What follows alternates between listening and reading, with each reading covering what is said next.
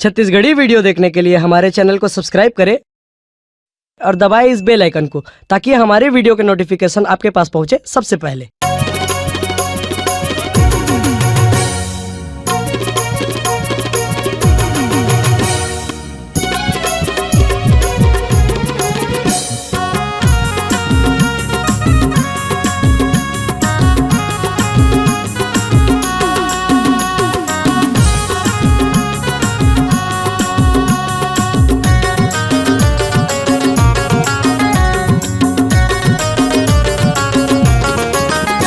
चोर भट्टी के बांध तिरमहो तै तो आजा बेरानी मोर। चोर भट्टी के बांध तिरमहो तै तो आजा बेरानी मोर। तै तो आजा बेरानी मोर। तै तो आजा बेरानी मोर। भट्टी के बांध तिरमहो तै तो आजा बेरानी मोर। चोर भट्टी के बांध तिरमहो तै तो आजा बेरानी मोर।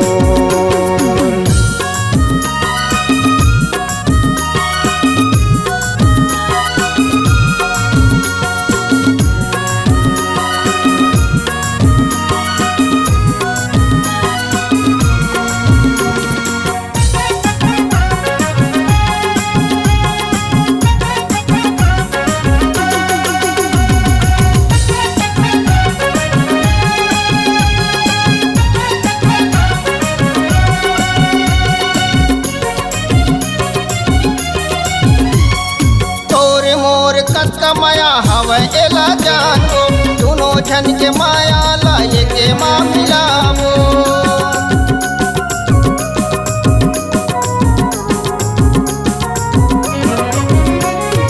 तोर मोर कत माया हवे एला जानो दोनों जन के माया लाए के माँ मिलावो। बोली जन तो छूटे माया जन तो टूटे। बोली जन तो छूटे माया जन तो टूटे। कस के गठिया ले बोलो चोर भट्टी के बांध तिरमहो तै तो आजा बेरानी मोर। चोर भट्टी के बांध तिरमहो तै तो आजा बेरानी मोर।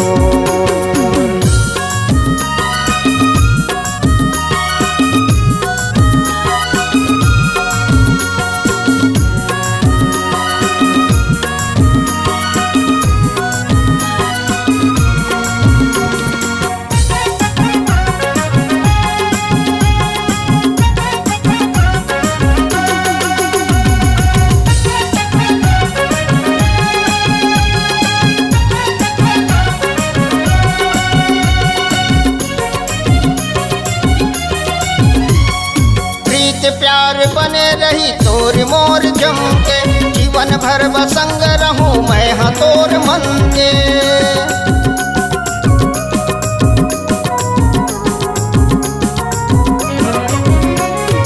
प्रीत प्यार बने रही तोर मोर जम के जीवन भर बसंग रहूं मैं हाँ तोर मन के।